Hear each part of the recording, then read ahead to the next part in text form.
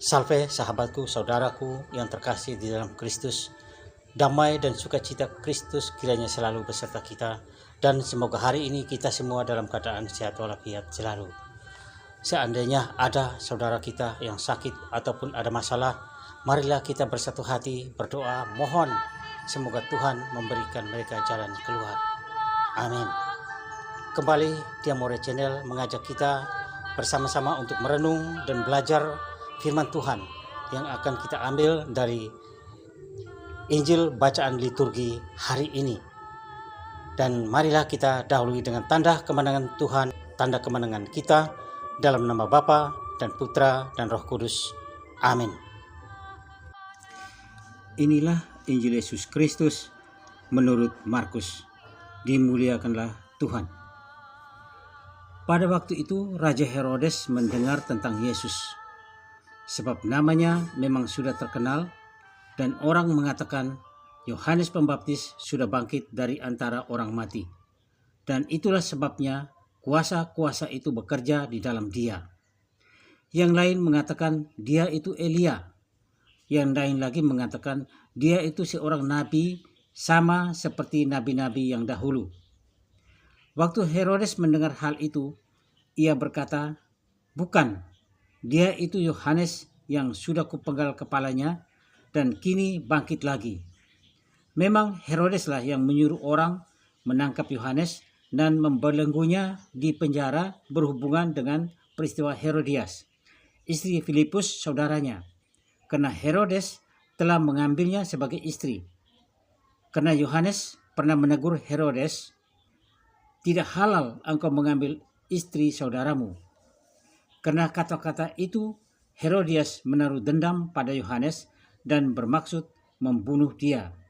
Tetapi tidak dapat, sebab Herodes segan akan Yohanes karena ia tahu bahwa Yohanes adalah orang benar dan suci. Jadi ia melindunginya. Tetapi setiap kali mendengar Yohanes, hati Herodes selalu terombang-ambing. Namun ia merasa senang juga mendengarkan dia. Akhirnya tibalah juga kesempatan yang baik bagi Herodias. Ketika Herodes pada hari ulang tahunnya mengadakan perjamuan untuk para pembesar, para perwira, dan orang-orang termuka di Galilea. Pada waktu itu putri Herodias tampil lalu menari, dan ia menyukakan hati Herodes serta tamu-tamunya. Maka raja berkata kepada gadis itu, "Mintalah daripadaku apa saja yang kau ingini, maka akan kuberikan kepadamu." Lalu Herodes bersumpah kepadanya, "Apa saja yang kau minta akan kuberikan kepadamu, sekalipun itu setengah dari kerajaanku." Anak itu pergi dan menanyakan ibunya, "Apa yang harus kuminta?" Jawab ibunya, "Kepala Yohanes Pembaptis." Maka cepat-cepatlah ia pergi kepada raja. Demikianlah sabda Tuhan. Terpujilah Kristus. Saudaraku yang dikasihi Yesus Kristus, cinta kasih adalah selalu kebenaran. Kebenaran adalah selalu keadilan. Jadi dengan perantaraan kebenaran, cinta menjadi keadilan, dan dengan perantaraan kebenaran, keadilan menjadi cinta. Santo Agustinus mengatakan bahwa manusia tidak dapat memasuki atau meraih kebenaran selain lewat cinta kasih. Dalam bahasa Latinnya, non intratur in veritatem nisi per caritatem. Maka kebenaran selalu mengusik kekuasaan. Kehadiran orang-orang benar atau orang-orang yang memperjuangkan kebenaran selalu membuat gelisah orang-orang yang berkuasa. Kehadiran Yohanes Pembaptis membuat Herodes selalu gelisah karena dia hidup jauh dari keadilan. Dia hidup jauh dari kebenaran. Kehadiran Yesus pun membuat hati Herodes selalu cemas, sehingga dia mengira kemunculan Yesus sebagai bangkitnya kembali Yohanes Pembaptis yang telah dibunuhnya. Kesombongan Herodes mendatangkan tragedi kemanusiaan yang mengerikan tatkala berpadu dengan kebencian, dendam, kesumat hati si Herodias istrinya. Si gadis cantik Putri Herodias yang belum memahami benar-benar tentang HAM dengan mudah terprovokasi oleh ibunya yang pernah dikritik oleh Yohanes Pembaptis. Putri yang masih di bawah umur inilah yang menjadi tameng pencabutan nyawa Yohanes Pembaptis. Ketika memerintahkan untuk memenggal kepala Yohanes Pembaptis, sebenarnya Herodes tahu itu tidak baik, itu tidak benar. Dia tidak menghendaki kematian Yohanes Pembaptis yang sudah ia penjarakan karena menyinggung perasaannya. Namun karena gengsinya sebagai seorang penguasa, sebagai seorang raja yang dihormati, yang punya power, lalu ia mengabaikan suara hati nuraninya sendiri. Untuk melanggengkan kekuasaannya, Herodes lalu mengorbankan orang benar seperti Yohanes Pembaptis. Dia harus menyingkirkan Yohanes Pembaptis dari lingkungan hidupnya. Yohanes yang adalah orang baik, yang setiap hari menyerukan pertobatan bagi bangsanya. Ia harus memenggal kepala Yohanes hanya untuk dendam kesumat sang istri yang pernah dikritik tentang perkawinan mereka yang tidak sah, dan dalam pandangan Yohanes Pembaptis itu adalah perbuatan zina. Saudaraku yang dikasihi Yesus Kristus, namun kebenaran sejati tidak pernah akan mati. Manusia dengan kekuasaan apapun, dengan jabatan apapun, tidak pernah akan mampu membendung, apalagi melenyapkan kebenaran yang sejati di atas muka bumi ini. Bahkan sebaliknya, matinya seorang tokoh pembela kebenaran menjadi tanda akan muncul banyak tokoh-tokoh pembela kebenaran yang lain. Sebagaimana kata pepatah, mati satu tumbuh 1000, atau hilang satu muncul 1000. Tidak lama setelah Yohanes Pembaptis dipenggal kepalanya, muncul sang tokoh kebenaran yang sejati, Yesus Kristus, yang bukan hanya sebagai nabi biasa yang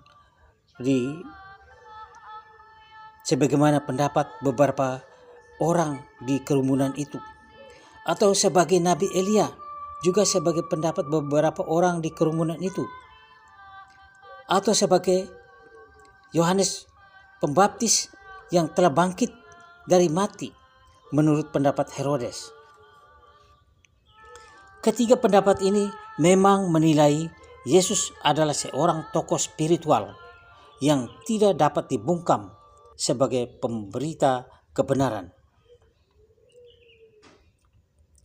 Namun dalam sebuah pendapat itu terungkap sejumlah hal yang amat tepat, bahwa Yesus memang bukan manusia biasa-biasa saja, bukan tokoh atau nabi biasa-biasa saja. Ia adalah Sang Firman Allah yang menginkarnasi menjadi manusia untuk menyelamatkan dunia dari kutuk hukum dosa manusia pertama. Namun, munculnya kasus tragedi baru kemanusiaan yang dahsyat yang dialami oleh Yesus sendiri akibat sikapnya yang kritis terhadap pembesar-pembesar dan pemimpin-pemimpin Yahudi. Dalam sejarah memang telah mencatat banyak peristiwa-peristiwa pelanggaran HAM atau tindakan pelecehan kemanusiaan akibat kekuasaan dan karena dendam kesumat. Pada abad pertengahan, tidak kurang orang yang dipenggal kepalanya akibat sikap kritisnya terhadap sang pemimpin atau terhadap raja.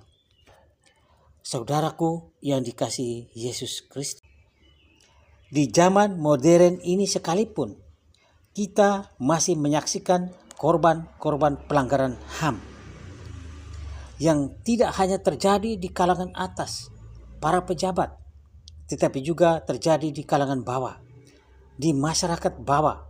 Banyak terjadi ketidakadilan, banyak terjadi pelanggaran HAM dan melawan kebenaran.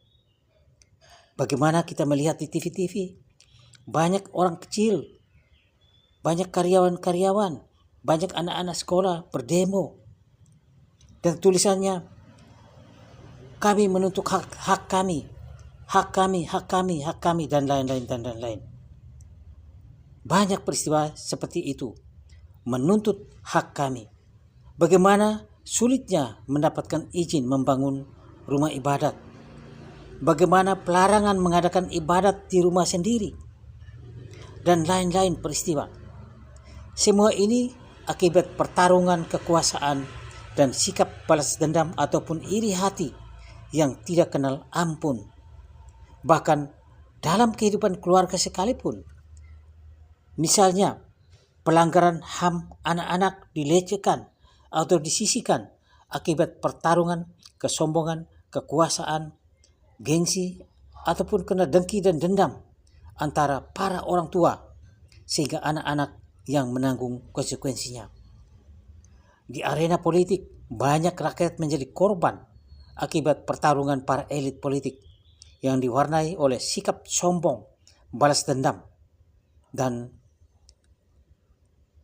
ingin menguasai. Namun, saudaraku yang terkasih di dalam Kristus Yesus, ada sebuah ungkapan yang lemah tidak selalu kalah, yang berkuasa, yang kuat tidak selalu menang. Kebenaran yang sejati, cinta kasih yang sejati, apalagi karya keselamatan Allah, tidak pernah akan dibatalkan oleh kejahatan, oleh kuasa manusia manapun. Terbunuhnya Yohanes Pembaptis tidak berarti batalnya rencana keselamatan. Sebaliknya, bahkan menjadi tanda semakin dekatnya kepenuhan keselamatan yang telah direncanakan Tuhan dalam diri Yesus Sang Nabi, Yesus Sang Imam, Yesus Sang Raja. Dialah Sang Mesias penyelamat dunia yang dinanti-nantikan oleh bangsa Israel, kaum Yahudi, berabad-abad lamanya, beribu-ribu tahun. Walaupun ketika datangannya, banyak orang Yahudi yang menolak dia. Wafatnya Sang Mesias bukan berarti akhir segala-gala, tetapi justru menjadi awal sebuah kehidupan baru, yaitu hidup baru dalam keadilan, kebenaran, dan kasih sayang Kristus, bukan dalam kekuasaan. Maka sebagai murid Kristus, kita diutus juga untuk mewartakan, menegakkan keadilan. Dengan semangat rendah hati, memperjuangkan kebenaran yang sejati, seperti Yohanes Pembaptis, para martir Kristus yang tidak takut memberikan nyawanya untuk membela kebenaran yang sejati. Kita pun tidak boleh takut. Ada banyak cara untuk bisa menolong saudara kita yang lemah, yang tak berdaya, yang sedang berteriak-teriak mencari keadilan. Ada banyak cara. Ada banyak cara untuk menolong saudara kita yang miskin, bodoh, sederhana, yang selalu dibodoh-bodohi oleh orang-orang sombong, orang pintar, dan orang yang berkuasa. Teruslah berjuang, saudaraku. Ingat bahwa yang kecil, yang lemah tidak selalu kalah, dan yang kuat, yang kuasa tidak selalu menang. Walaupun perjuangan kita mungkin berat, tetapi tidak ada yang mustahil bagi Tuhan di dalam kebenaran. Mungkin seorang wanita yang dianggap makhluk lemah akan mampu mengalahkan keangkuhan dan kesombongan pihak pengadilan yang mau menjual belikan keadilan. Maka itu kita teruslah berjuang. Pasti ada pertolongan. Meskipun para pelanggar HAM, para pembenci kebenaran, pelaku ketidakadilan juga akan terus berjuang memberangus kebenaran dan keadilan itu. Ingatlah, barang yang bau, sehebat apapun ditutup-tutupi, akan tercium baunya. Tidak ada yang mustahil bagi orang benar di hadapan Tuhan. Allah selalu berpihak pada orang yang benar, karena keadilan, kebenaran, dan cinta kasih sejati hanya ada di dalam Tuhan. Dan Tuhan membuat semuanya itu indah pada waktunya bagi umatnya. Demikianlah renungan kita hari ini. Marilah kita berdoa. Tuhan Yesus, pandanglah hamba-Mu yang sering jatuh dalam dosa, kesombongan, keangkuhan, dan dendam kesumat. Terangilah kami dengan Roh Kudus-Mu, membuka akal budi pikiran kami, hati kami, agar kami mampu memaafkan sesama dan mengakui kesalahan dan menerima orang lain apa adanya. Amin. Kemuliaan kepada Bapa dan Putra dan Roh Kudus, seperti pada permulaan, sekarang, selalu, dan sepanjang segala abad. Amin. Terpujilah keluarga kudus Nazaret, Tuhan Yesus, Bunda Maria dan Santo Yosef, sekarang dan selama-lamanya. Amin. Semoga Tuhan Yesus Kristus selalu memberkati kita. Dalam nama Bapa dan Putra dan Roh Kudus. Amin. Salam damai Kristus, salam sehat selalu. Dia More Channel.